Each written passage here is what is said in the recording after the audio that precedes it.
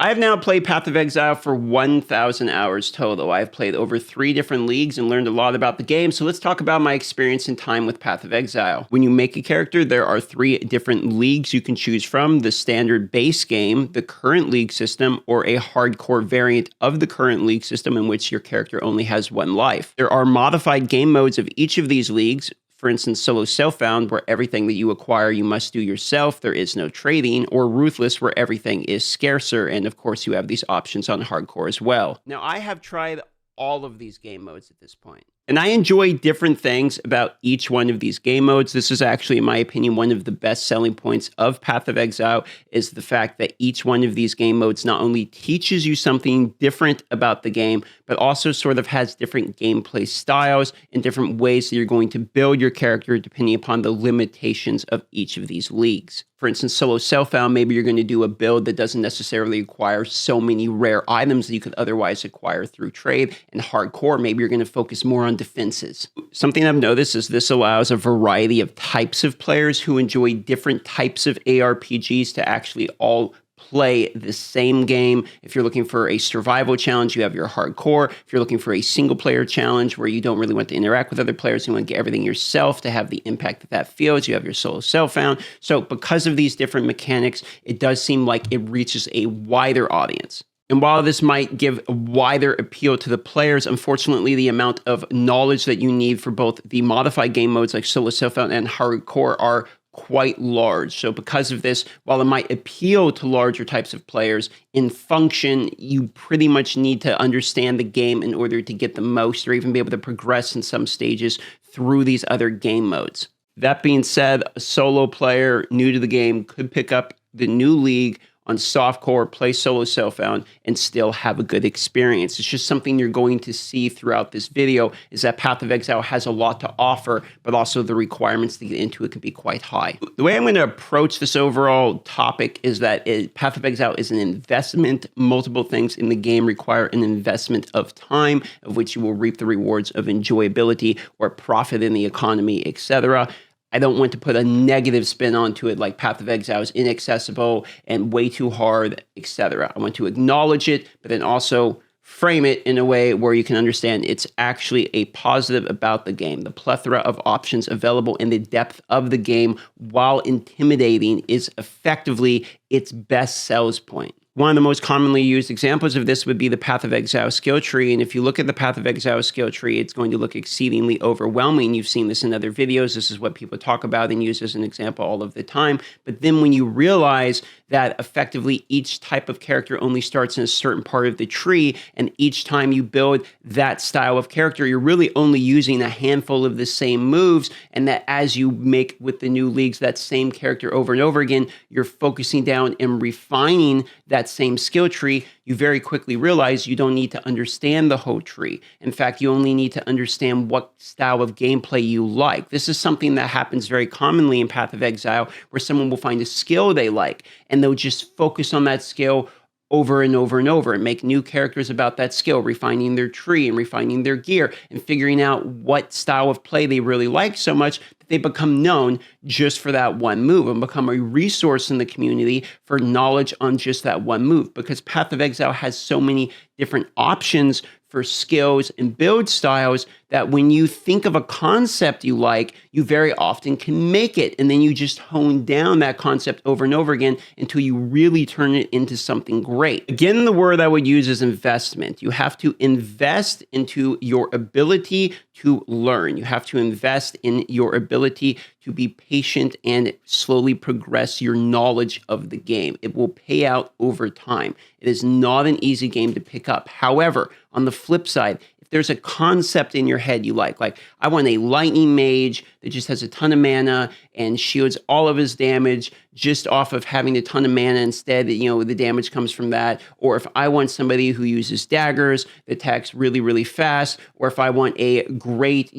berserker type of character that has a giant axe that he swings, you come up with some style that you think sounds fun, and then there's going to be a way in the game that you can build that, and pretty often it can turn out pretty good if you're willing to put enough time into learning and figuring out exactly how to make it good. So if you miss the games that you felt like like you could play for years or thousands of hours and develop yourself over time within the game. That is what Path of Exile effectively offers people. It is not a game that you purchase, consume, and then move on from. It is a game that you stay with for long periods of time, and you are learning and getting better at the game. And with that learning and getting better at the game and understanding more parts of the game comes the knowledge required to have more and more enjoyment out of the game, or at least be able to see the potential of where you can get your enjoyment from. For instance, one thing that I didn't even know I liked was Harvest. So let me explain Harvest to you. On the occasion, when you're going through your maps, you're going to find this. This is called the Sacred Grove. When you go inside of it, you're going to have these different farming plots. These farming plots are going to summon monsters based upon their color. And when you kill those monsters, they're going to drop something called like their harvest juice. Now, you can take the harvest juice and you can either sell it or you can use it to craft. There's a crafting station I can use. And for instance, I have this different juice I've got from doing the harvest. Then I can go in here and be like, you know what? I need an amulet that has a life modifier on it, and you can craft it and get a chance at getting gear that has that modifier you're actually looking for. But then I could take it further and I could invest in the crop rotation skill tree here, which what this allows me to do is anytime I use one of the color, the other color gets buffed. So for instance, there's a yellow, there's blue, and there's purple on the map. Well, if I do the purple, then the blue and yellow is going to get buffed. So I can choose to do all of the purples and all of the blues and then do the yellow at the last bit, and that is going to give me more of the yellow juice. So I will need to know which of the ones I want to focus on. If yellow is worth the most, maybe I'll focus on yellow. If purple is worth the most, maybe I'll focus on the purple. So you're becoming more efficient with time as you are rewarded for learning both the skill tree and the Atlas skill tree, because the Atlas skill tree is effectively a skill tree, but just for the maps that you're going to be doing. It's basically that simple. So the more that you learn this, the more efficient you become, and the more that you can hone down on just one thing. Now, the harvest crop is one example of like 15 different modes in the game. And I barely know them. Like I know a couple of them okay, and the rest I don't really know at all. In fact, some of them I've literally never even tried. So, and that's after 1,000 hours. So my point being that you can find what you like. You can find a mode that you tend to enjoy, be it the tower defense mode, the farming harvesting mode. You find something that you enjoy and you become really either profitable at that, really efficient at that, really you focus on one. And over time, you become so much better at it that that might be your primary reason to log into the game. Or at some point, you might get bored, but now that you've learned that you can master one thing, then you're going to pick one of like the other 15 little game modes, and you're going to go figure out that. And they're introducing these like harvest style game modes, not just farming, but like all kinds of ones. This one has to do with corpse crafting. They're introducing these type of mechanics. Every few months, they're adding new one of these. So that might seem overwhelming, but it lets you know that there's always going to be something to learn and do and get better at. And they build upon each other. So one of the cool things is if you become really good at one of these map mechanics, this can be the way that you make currency. But because this is just a map mechanic, not a character mechanic, if let's say you were making like an axe, warrior type of character, but then the next one you want to make a mage, that map mechanic is still the same. You've just learned it permanently. So now what you can do is on that new character, you can use either all of the currency your previous character that you did understand made you, and now you can buy gear for the new character, making your new time even easier. It snowballs. Or you can do a mechanic you're already familiar with, but now you're learning a new character. So the portion of it being difficult and overwhelming in Path of Exile gets easier and easier, and your character snowballs. That's why you see all the people at the top, and they're blasting so far through these maps, and there's a million things going on. You have no idea what's happening. You can barely see the ground because they've snowballed their knowledge and the mechanics of the game so much that they're omega strong. And that's one of the coolest parts of Path of Exile is, yes, it's an investment.